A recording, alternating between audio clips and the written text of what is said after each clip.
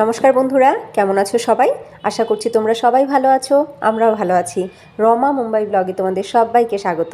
চলে এসেছি আবার আর একটা নতুন ভিডিও নিয়ে। আজকে সোমবার, এখন বাজে সকাল 6:30। ঘুম থেকে উঠলাম সবে। ঘুম থেকে উঠেই আমি এই জানলা খুলে আগে বাইরের দিকে একটু তাকাই। সকালবেলা বাইরের দৃশ্য দেখতে আমার ভীষণ ভালো লাগে। বাইরেটা কি সুন্দর শান্ত স্নিগ্ধ থাকে, এই পরিবেশটা ভীষণ সুন্দর, খুব ভালো লাগে তাকাতে। পাখিরা যখন আকাশে ওড়ে আরও ভালো লাগে দেখতে। আমি ঘরের ব্যালকনি থেকে আকাশ দেখছি, আর আমার বর মাঝ আকাশেই উঠছে এখন। ও রয়েছে ফ্লাইটে। না, ও মুম্বাইয়ে আমাদের কাছে আসছে না, বা বাড়িতেও যাচ্ছে না। ও গিয়েছিল ওর বন্ধুর বিয়েতে। এই যে 15 তারিখ রবিবার বন্ধুর বিয়ে ছিল। প্রথমে ভেবেছিল রাতটা ওখানে থাকবে বিয়ে বাড়িতে, তারপরে ভোরবেলার দিকে বেরিয়ে যাবে, কারণ ওর সোমবার দিন 5:30টার সময়ই ফ্লাইট। কিন্তু পুরো রাতটাও থাকেনি, খাওয়া দাওয়া করে 11টার দিকে বেরিয়ে গেছে। ফ্লাইট টেক অফ করবার আগে আমাকে ভিডিও পাঠিয়েছে, আর আমাকে ফোনও করেছে যে এবার ফ্লাইট টেক অফ করবে, আমাকে কিন্তু 2 ঘন্টা তুমি পাবে না, তো উঠে পড়ো। আর আমাকে ভিডিও দুটো পাঠিয়ে বলছে দেখো আমি কিন্তু বসে গেছি ঠিকঠাক মতন।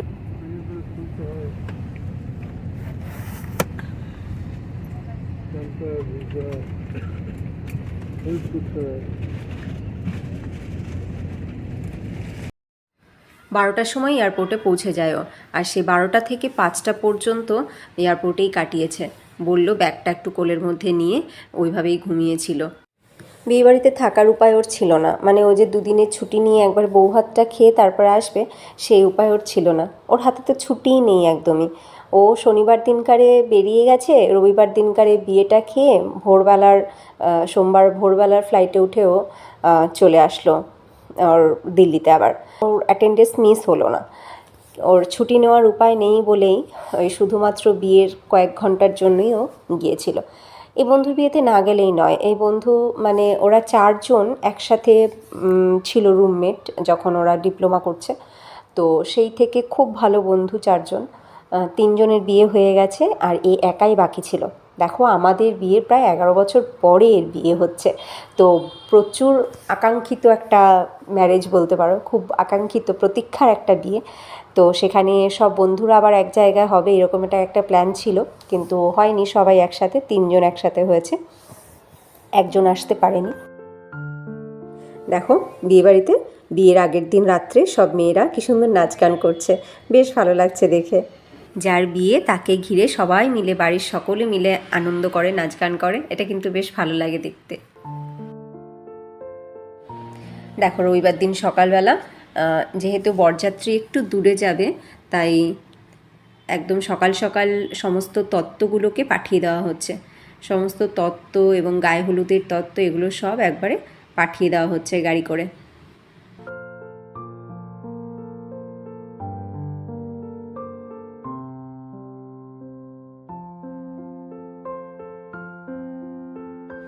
এই দেখো আমার বর, ও বন্ধুর বিয়েতে যেতে পেরে কিন্তু খুব খুশি। আমি বললাম আমাকে ভিডিওগুলো সব দেখাবে, আমি এখানে বসে দেখব। ও সেই ভিডিওগুলো আমাকে পাঠিয়েছে, আমি সেইগুলো আবার তোমাদের সাথে শেয়ার করছি। দেখো এখন গায়ে হলুদ হবে, সব এও স্ত্রীরা বরণকুলো হাতে নিয়ে ঘুরছে বরের চারপাশ থেকে।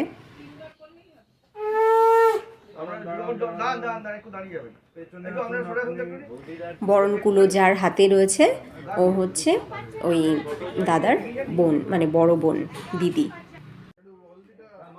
দেখো 2 বন্ধুর সেম হাসি, দুইজনই হাসছে বেশ।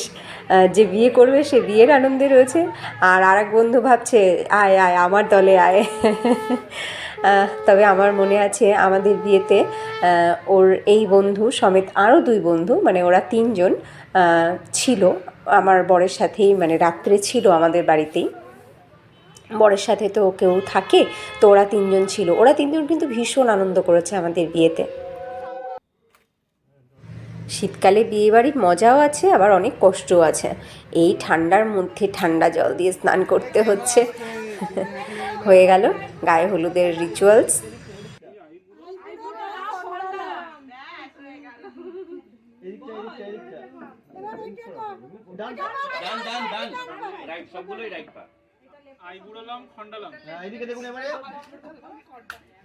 সত্যি সত্যি দাদার আইবুড়ো নাম ঘুচলো, তার কারণ অনেক বছর ধরে শুধু মেয়েই দেখা হচ্ছে, কোনো মেয়েই পছন্দ হচ্ছে না। আলটিমেটলি কোনো মেয়ে পছন্দ হয়েছে এবং বিয়েটা হচ্ছে। বর রেডি এবার বিয়ে করতে যাওয়ার জন্য। আর এদিকে দেখো আমার বর তার অন্য আরেক বন্ধুকে পেয়ে কি খুশি।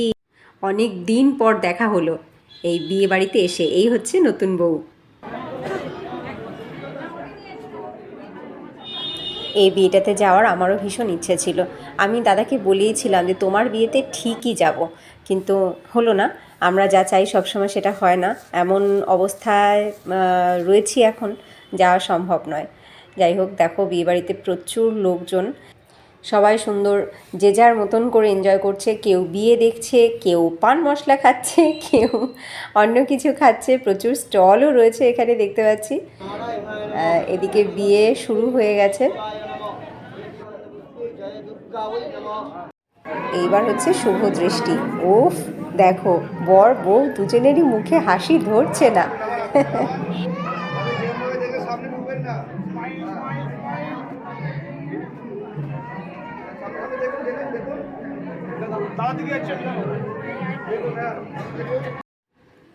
আচ্ছা, এই নিয়মটাও হয় নাকি? জানতাম না তো। না, আমাদের বেলা তো হয়নি, মনে আছে আমার। এইবার দেখো খাবারের জায়গায় লোকজন কিন্তু বেশ মজা করে খাচ্ছে। যারা বিয়ে করছে তারা না খেয়ে বসে আছে, তবে হ্যাঁ জানি না না খেয়ে আছে কিনা। আর বাদ বাকি লোকজন কিন্তু বেশ মজা করে বিয়ে বাড়ির ভোজ এনজয় করে, তাই না? এখানে প্রচুর স্টল রয়েছে দেখতে পাচ্ছি। এই নিয়মটা কিন্তু ভারী অদ্ভুত, বলো। যাদের বিয়ে হয় তারা একদমই না খেয়ে থাকে সারাদিন, কোনো রকম মানে ভোজ এনজয় করতে পারে না। ইভেন তাদের মা বাবারাও যতক্ষণ না বিয়ে হচ্ছে ততক্ষণ পর্যন্ত উপোস থাকে। আর বাদ বাকি সবাই চুটিয়ে আনন্দ করে, চুটিয়ে বিয়েবাড়ির ভোজ এনজয় করে। আহারে বেচারা আমার বর, এত বড় বড় ক্যামেরাম্যানদের সামনে আমার বর ভিডিও তোলার জন্য একটু জায়গা পর্যন্ত পায়নি। ভালো করে দেখাই যাচ্ছে না যে কি হচ্ছে এখানে। সরেছে ক্যামেরা নিয়ে সরেছে আমার বর। দেখা যাক এইবার তুলতে পারে কিনা। এইবার তবু একটু দেখা যাচ্ছে, দেখো মালা বদল হচ্ছে।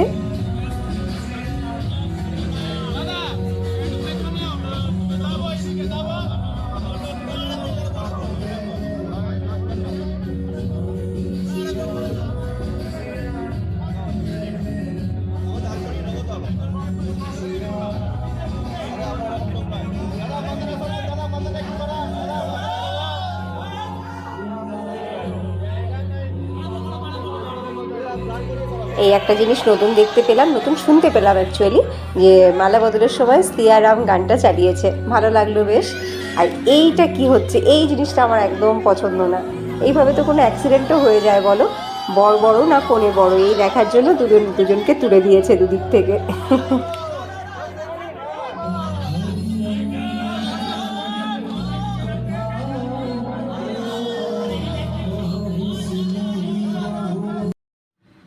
বিয়েবাড়িতে এক একজন এক এক রকমের প্ল্যানিংয়ে থাকে।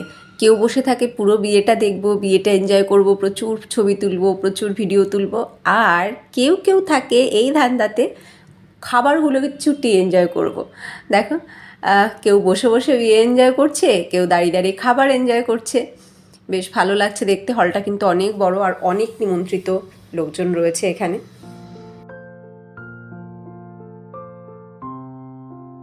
এদিকে সিঁদুর দান হয়ে যাচ্ছে, মানে বিয়ে কমপ্লিট।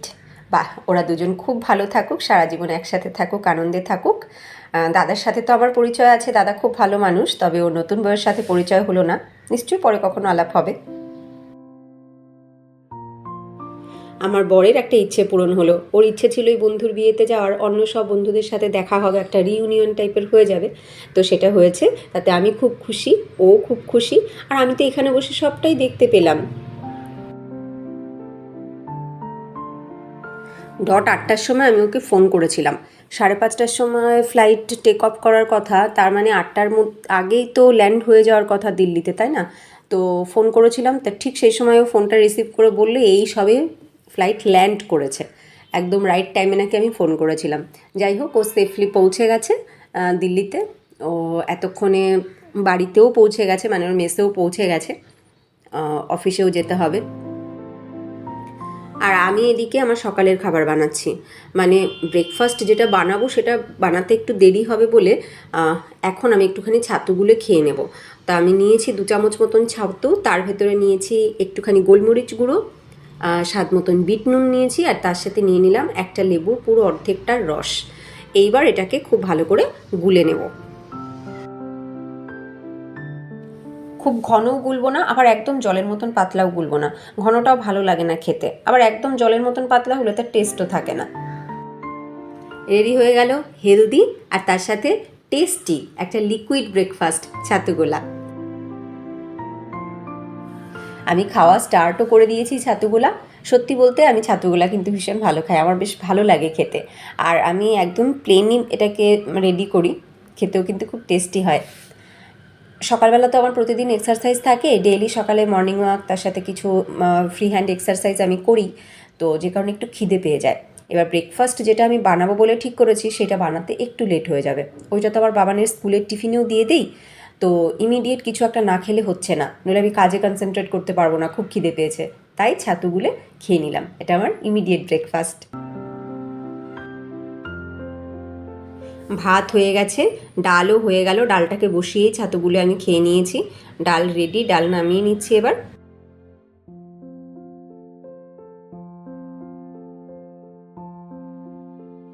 সকালবেলা ঘুম থেকে উঠেই আগে চুলে তেল লাগিয়েছি, শ্যাম্পু করব আজকে। তো কালকে রাতে তেল লাগিয়ে নিলে ভালো হতো, কিন্তু ভুলে গেছিলাম কালকে রাতে, তাই ঘুম থেকে উঠেই আগে তেল লাগিয়ে নিয়েছি, তারপর এক্সারসাইজ করা, তারপরে সমস্ত কাজে হাত দিয়েছি।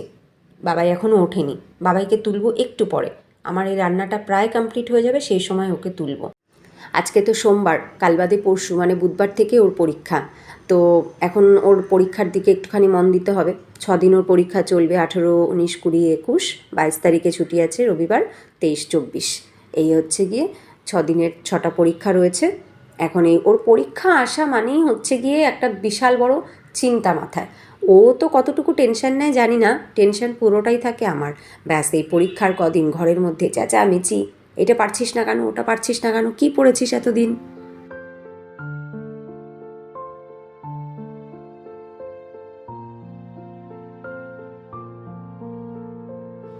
একটা আলু সিদ্ধ করে রেখেছিলাম, সে আলুটাকে একটুখানি নুন আর হলুদ দিয়ে একটু ভেজে নেবো সামান্য একটু তেলে, ওইটা স্কুলের টিফিনে যাবে।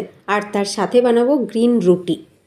এবার আমি তাড়াতাড়ি করে রেডি করে নিই, রান্না প্রায় আমার হয়েই গেছে, এখন রুটিটা করলেই হয়ে যায়। ভার্চুয়ালি বিয়েবাড়িটা দেখতে আমার তো বেশ ভালোই লেগেছে, তোমাদের কেমন লেগেছে অবশ্যই কমেন্টে জানিও। আমি আটাটা মেখে রুটি করতে করতে বাবাই ওদিকে উঠে ও ব্রাশ ট্রাশ করে ফ্রেশ হয়ে বই নিয়ে বসে গেছে, ও এখন আচ্ছা পড়ছে। তোমাদের বাচ্চারা বলবার আগেই বই নিয়ে বসে? জানিও তো কার কার বাচ্চা বলবার আগেই বই নিয়ে বসে পড়ে। আমার ছেলে কিন্তু বসে না, ওকে কিন্তু সে চিৎকার করতেই হয়, বাবাই বই নিয়ে বস, বই নিয়ে বস, তারপরে গিয়ে বই নিয়ে বসে। হয়ে গেল আমার ব্রেকফাস্ট আর বাবাইয়ের স্কুলের টিফিন, দুটো একই সাথে রেডি, কারণ এই একই খাবার আমিও খাই, ওর স্কুলের টিফিনেও যায়। আলু ভাজা আর তার সাথে গ্রিন রুটি, রুটিতে একটু ঘি মাখিয়ে দিলাম, তাতে রুটিটা একটু নরমও থাকবে আর খেতেও টেস্টি লাগবে।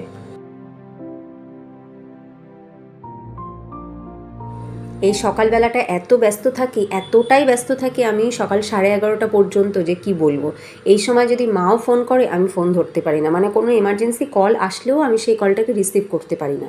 একে তো বাবাইকে বলতে হয় বাবাই পড়তে বস, এবার ও কি পড়ছে সেটাও আমার কান দিয়ে শুনতে থাকি, আবার হাত দিয়ে কাজও করতে থাকি, আর কাজগুলো ওই সময়ের মধ্যে কমপ্লিট করতেই হবে। আর এদিকে লাঞ্চ রেডি হয়, ব্রেকফাস্ট রেডি হয়, ব্রেকফাস্ট আর বাবাই স্কুলের টিফিন এক জিনিস, আর আমার লাঞ্চ আর বাবাইয়ের সকালের খাবার ও যেটা খেয়ে স্কুলে যায় সেইটা একই জিনিস। যেমন আমার ভাত হয়ে গেছে, ডাল হয়ে গেছে, ও ওই যে ভাত ডাল খাচ্ছে এখন, ও ডাল ভাত খেয়ে স্কুলে যাচ্ছে, আর তার সাথে ডিম সিদ্ধ। আর আমি আবার ওর যেটা স্কুলের টিফিনে রেডি করলাম সেইটা আবার আমি ব্রেকফাস্টে খাচ্ছি। আমি কিন্তু আলু ভাজা নেইনি, দেখো শুধু প্লেন ওই গ্রিন রুটিটা খাচ্ছি, একটুখানি ঘি মাখানো রয়েছে, বেশ ভালো লাগছে খেতে। এবার ওকে তাড়াতাড়ি করে খাওয়াবো, ওর ওদিকে বাস আসার সময় হয়ে যাচ্ছে।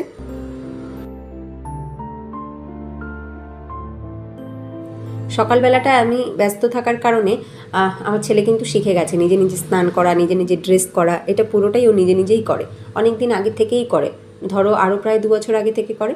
ও নিজেই স্নান করে, নিজেই রেডি হয়। এখন তো 9 বছর বয়স, প্রায় 7 বছর বয়স থেকে ও নিজেই করে। তো খাওয়াটাও নিজেই খায়, কিন্তু স্কুল বাসটা এক একদিন লেট হয়ে যায় বলে আমি এখন চেষ্টা করি সকালের খাবারটা খাইয়ে দিতে, তাড়াতাড়ি করে। আমি খাইয়ে দিলে তাড়াতাড়ি হবে, আর ও যদি খেতে বসে তাহলে অনেকটা লেট করে ফেলে, তাতে বাসের একটু লেট হয়ে যায়। আর ওই বাসের যে আঙ্কেলরা থাকে ওদের বাসে, তাদের কথা শুনতে ভালো লাগে না। তো যে কারণে আমি চেষ্টা করি একটুখানি নিজে খাইয়ে দিতে, তাড়াতাড়ি করে খাবারটাকে কমপ্লিট করে নিয়ে যেতে। শুধু আমি কেন, আমার মনে হয় আমরা প্রত্যেকেই সকালবেলাটা এই রকমই ব্যস্ত থাকি, যারা ঘরে থাকি তারাও, আর যারা বাইরে বেরোই তারাও। তোমরা কমেন্টে জানিও তোমাদের সকালবেলাটা ঠিক কেমন কাটে। হয়ে গেছে রান্নাঘরের কাজ কমপ্লিট, রান্নাবান্না কমপ্লিট, জায়গাটা একটু পরিষ্কারও করে নিয়েছি, শুধুমাত্র বাসনগুলো ধোয়া বাকি রইল, ওইগুলো বাবাকে স্কুল বাসে তুলে দিয়ে এসে তারপরে করব।